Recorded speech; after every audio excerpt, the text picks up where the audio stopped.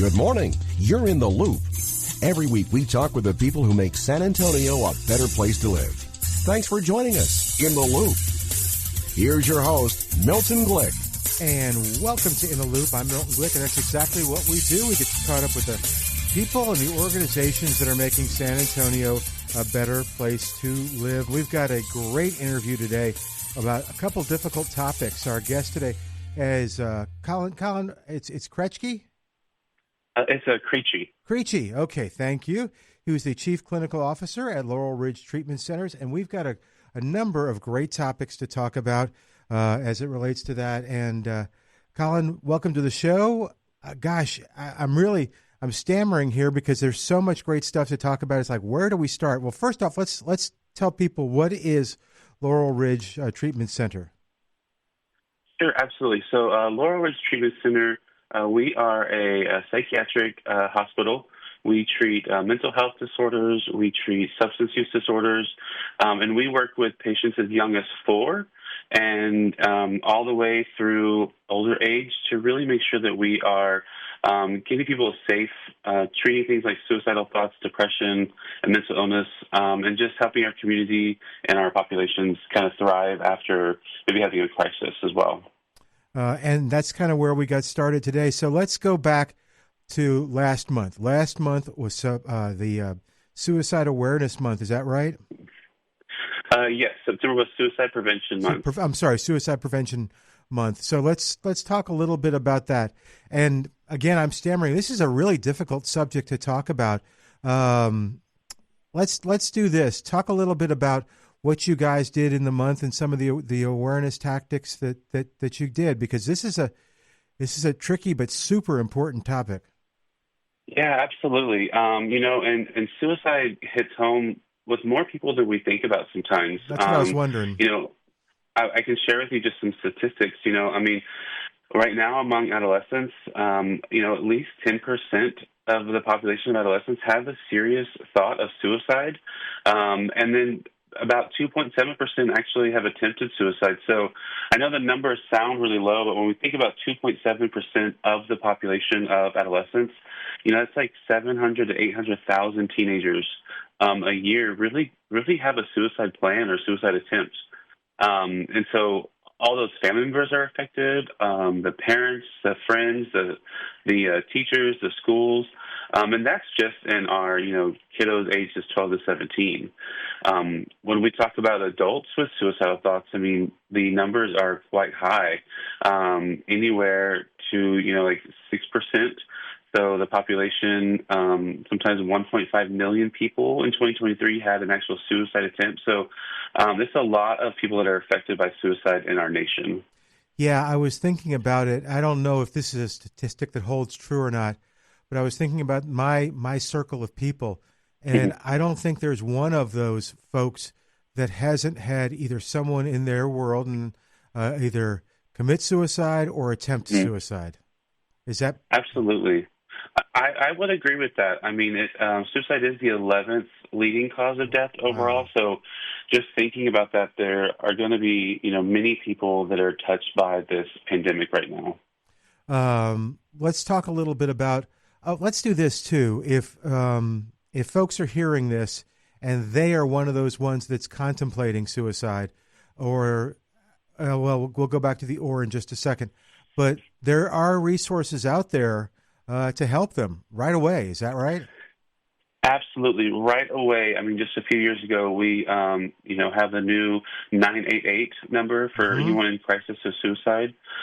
So if you dial 988, just like 911, you're going to get connected to someone who can assist with that.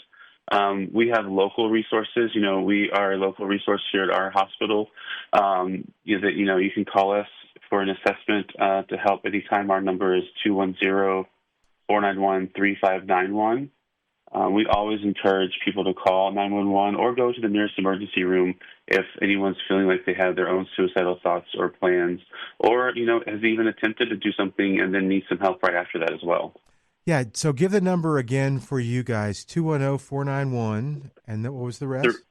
It says 210-491-3591. 3591 or 988, just like you might call 311. And Yes. Mm-hmm. what's going through that person's mind who's contemplating ending their life? And I do that to address the fact that I know there are people listening with the statistics that you gave. There are listeners that we have that this has crossed their mind, and they may be. It may have just crossed their mind. It may have been something now that's like serious. How do we get them to seek help? What's going through their mind? Yeah, I think that's the first thing I would want to say is, that person that might be listening right now that has had thoughts or having anything is, you're not alone. We want to make sure that anyone's, struggling with this right now, there's no judgment. There's you may think that someone may be thinking that they're alone or no one understands, or that they don't, deserve to be here or to live. And so I would say that those are quite the opposite. So anyone listening right now, there are people that want to help. There are individuals, there's organizations, and we absolutely want to help somebody who may be struggling with that right now. Yeah, and I like what you said because I think that there are barriers, especially if someone listening doesn't think that there's help out there or there's hope. They may not call, or they may feel there's going to be a stigma and they're going to judge me, or something terrible is going to happen from making the call that's just going to make things worse. But that's not true at all.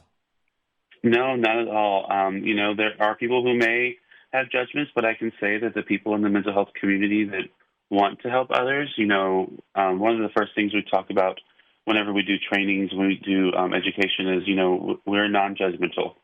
Everyone has a story. We don't know everyone's story. And we're here not to judge anyone's story, but we're here to keep everyone safe and instill that hope that maybe someone's lost right now.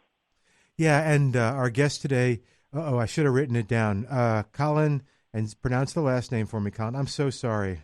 No, that's okay. It's Krejci. Krejci. Collin Krejci, who is the Chief Clinical Officer with Laurel Ridge Treatment Centers. We're going to talk about some other topics in a second. And let's go back to the hope, if it's okay, because Sure. This always comes up when we talk about mental health issues, and that is that people who go through the program, who make the effort, who call 988 or call you guys at 210-491-3591, they come back and go, man, I wish I called sooner. I'm so glad I called. It wasn't, I was expecting this, and it turned out to be wonderfully hopeful. Is that accurate?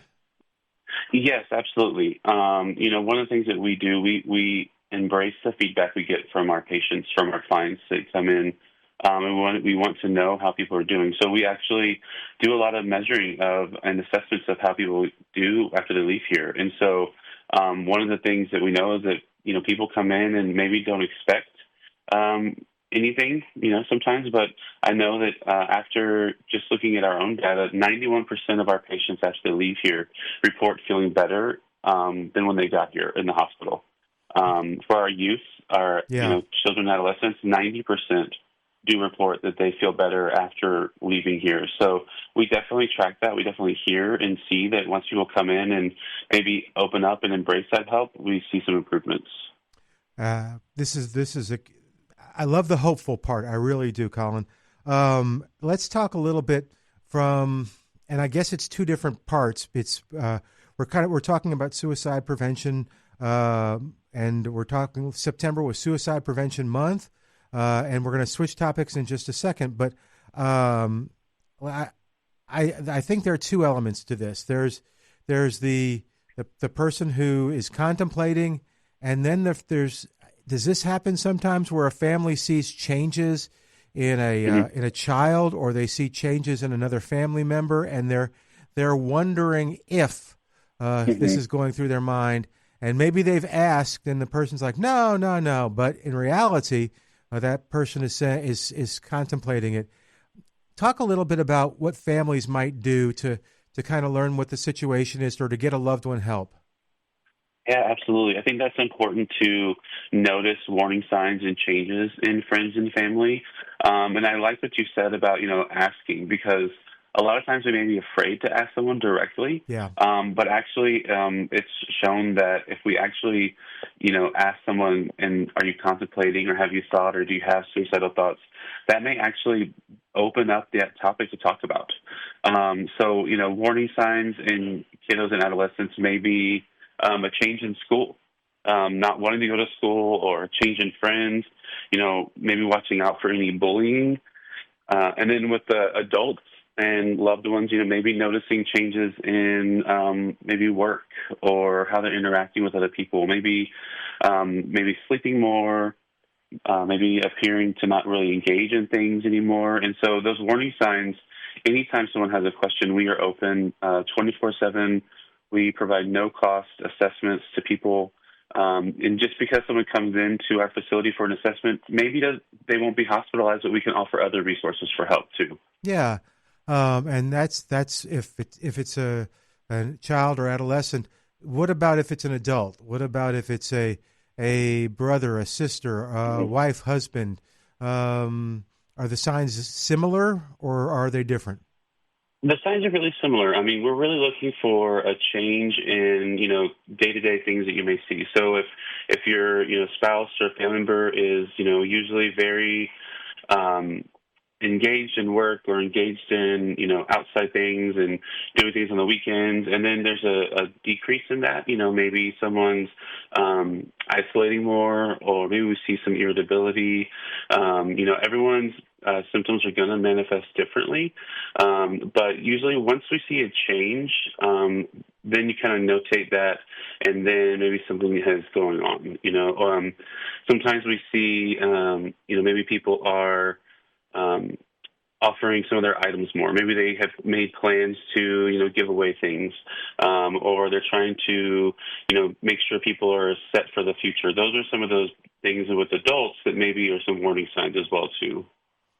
Hey, I have a weird question, and then let's do this real quick. Give me, if someone needs help, if someone just needs to talk with someone, what do they do?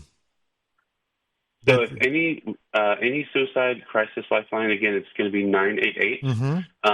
And then our local mental health resources, we are open 24/7, available for phone calls. It's 210-491-3591.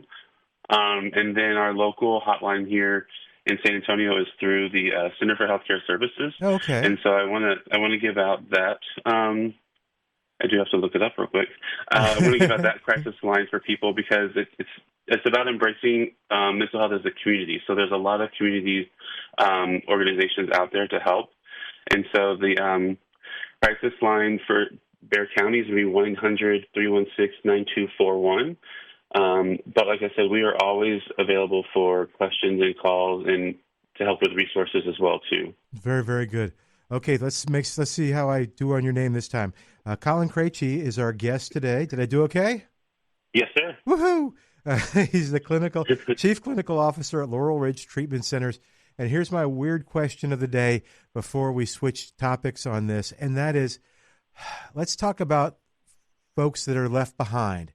Parents, spouses, siblings, friends. What are they going through after someone commits suicide, and where can they find help? Absolutely. After someone does commit suicide, there's going to be a lot of that kind of what ifs, coulda, woulda, shouldas. Did I do something? And so we may see, someone else's mental health decline. And so I would say to get help and get resources before that becomes a crisis. And I would also say, to expect having bad days, and that's okay. So, we want to be surrounded by people that may be understanding, or also have the similar experiences. And so I would say, come in for your own assessment. We do outpatient care, which means someone does not go into the hospital, but we do group therapy daily.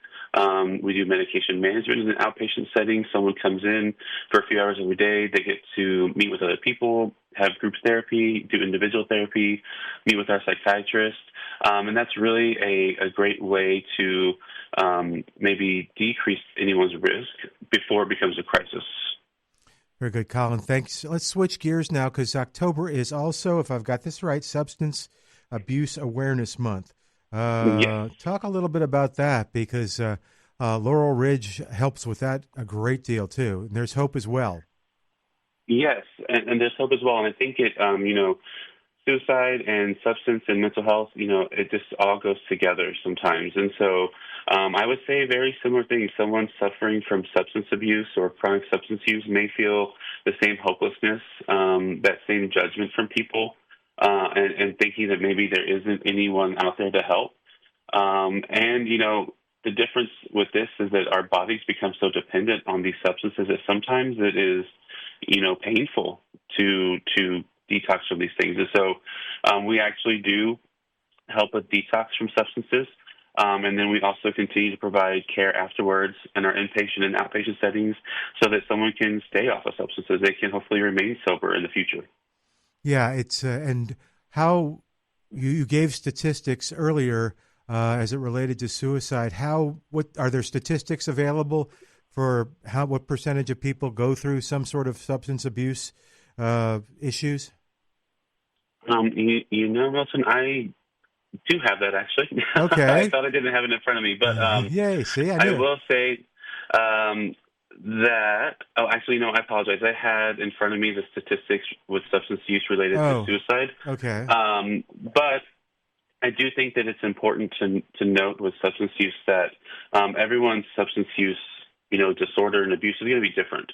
When we talk about substance abuse, that may be someone who is coping using substances and trying to self-medicate maybe.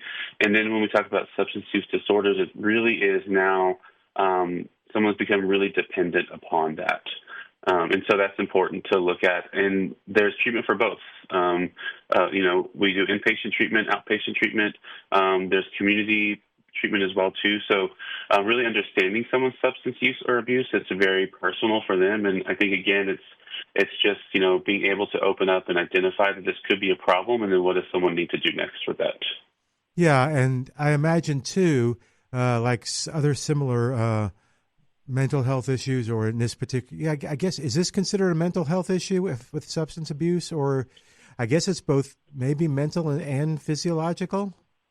It is, it's listed in, as a mental health disorder diagnosis, okay. But a lot of times substance abuse and or use or misuse really go hand in hand with other mental health disorders. So, maybe someone is using substances to cope with anxiety or depression or, maybe having some mood swings. And so even people that have history of traumatic experiences might be using to cope with those things. And so in the beginning, it comes a coping strategy that may lead to what we call maladaptive. So meaning that this coping strategy is now maybe caused more harm than what maybe someone thought was good earlier. Okay. Our guest today, Collin Krejci, he is the Chief Clinical Officer at Laurel Ridge Treatment Centers. So again, let's switch back to the family. How can they encourage someone who they think has a problem to get help, or what should they do? Because oftentimes they want to help, they just don't know what to do. Yeah, and it's hard with substance use and abuse because a lot of times maybe people are even more closed off to wanting that help. But absolutely, I always encourage family and friends to, again, identify and see those warning signs and especially bring those up to somebody, because a lot of times someone may think that people are not even noticing them. And so sometimes just that notice and, hey, my friends or my family are seeing this change in me, can go ahead and bring that own self-awareness. Just to be really honest, a lot of times it can be very hard with substance abuse for someone to break that cycle and to be willing. But again, I think that constant support from friends and family, that non-judgmental support, and making sure that they are identifying how this is affecting them and how this may be affecting others as well too. And is there a recommended way to go into it? Because I imagine, I'm trying to imagine what that conversation might be like as they were asking for help. But there could be a lot of, the person they're telling this could be very defensive, and then in which case they take a stand of fighting back, which then creates an unpleasant situation. and that person who's trying to get them help kind of just backs off. Is there a way to go into it so you're not pressing buttons that create more of a problem than a solution? Mm-hmm. Yeah, absolutely. I would think, we want to make sure not to get overly defensive or overly judgmental. Okay. Really state the facts. Here's what I've seen lately. Here's how it's affected you and your family or our friends. And then here, I'm worried that this could happen in the future. And I think that it's a good point that you said someone may be defensive. They may not want that help. And I think in that situation, we would know, if this is becoming, something that is not going to be helpful in the moment, then let's go ahead and take a step back, But I would encourage friends and family to not get discouraged. If, there's a need to continue to identify that there's a problem, and then also seek out your own help, your own help to say, like, hey, what do I do next? Or if this is affecting, someone else's drug or alcohol use is affecting them, also seek out help for resources as well, too. Yeah, and that if by calling you guys, would they get ideas of where they might find help? Absolutely, yes. Like I said, we are here 24/7 at a no-cost assessment. Someone comes in, they call or they come in, we'll complete an assessment, we'll identify what is the best resources for them, and then we can make sure that anyone that has a need has the resources available after they leave here, whether it's, we recommend maybe being inpatient, we recommend our outpatient services, or we may recommend, some community referrals as well, too. And one more question on this, too, where that loved one or their community circle is kind of talking with them about a problem they're seeing. How often does that very first conversation that they have lead to a successful turnaround in the person? I'm guessing not too often. It probably takes lots of conversations, but that may be wrong. No, I think you're right. Depending on the person, it depends on where they are and their own readiness to change. But a lot of times, it may take a lot of conversations, and for someone, it may take a lot of attempts as well too. Someone may be ready to change, and it takes a long time for them to. There's a long journey for recovery from drugs and alcohol use, and it really does take a village. It takes a person that's willing to engage and do some hard work sometimes, and really make sure they don't have their own support. So, continued therapy, continued community meetings, continued outpatient treatment, that's really what's going to help someone once they do make that commitment to change.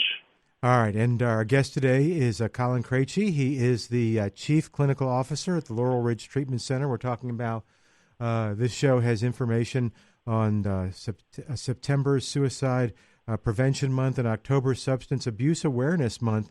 And Collin, I want to make sure, as we're kind of running out of time here, what else have we not covered? Is there something that you want to make sure that people know and understand? Yeah, for our community here in San Antonio, I just want to, make sure that we understand that you can reach out for help before a crisis happens. Laurel Ridge Treatment Center, we've been here for almost 40 years in our community, and I know that people probably hear our name and they think, people go there when they need help or they're in a crisis or they're suicidal. But we are here to provide help before it gets to that. Obviously, we're here to provide help during a crisis or, mental health crisis, but we also provide services to really help before that. We have outpatient programs designed for children, adolescents, and adults. We provide services to our active duty service members, our veterans, our first responders. So we really are an all-inclusive and a facility that can meet lots of needs for our community here. And I'm guessing you guys have success stories all the time of people who contact you, reach out, who are in a dire situation, but come out better and get help, and they tell you, wow, my life is 180 degrees different.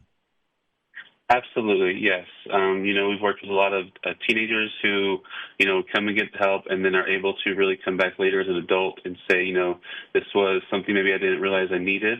And we have a lot of our adults that come through our services and are able to maybe get back to a work-life balance or get back to being kind of what they would say is their old self. So, yes, we do have some of those success stories, absolutely. Yeah, and I think that's the key is there is hope and there's success. Do me a favor as we begin to wrap up. Collin, I want to go back to we'll go back to both. I'll give you a chance to do a little bit of a sales pitch here.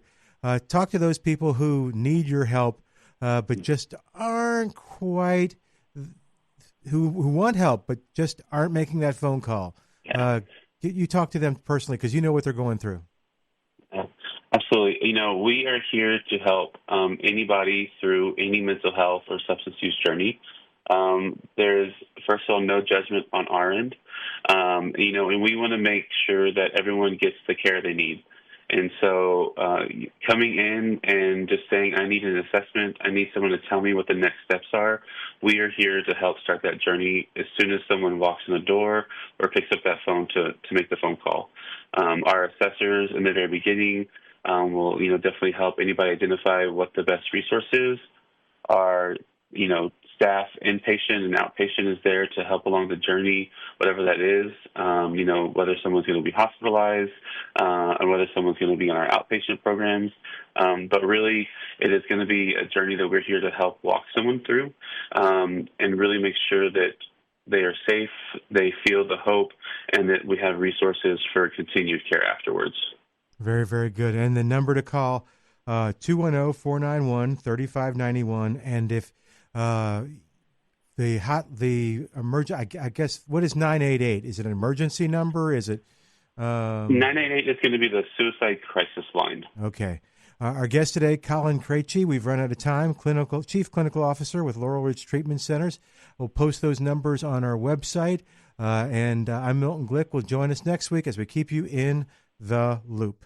Thanks for joining us in the loop. We look forward to bringing you next week's show with Milton Glick.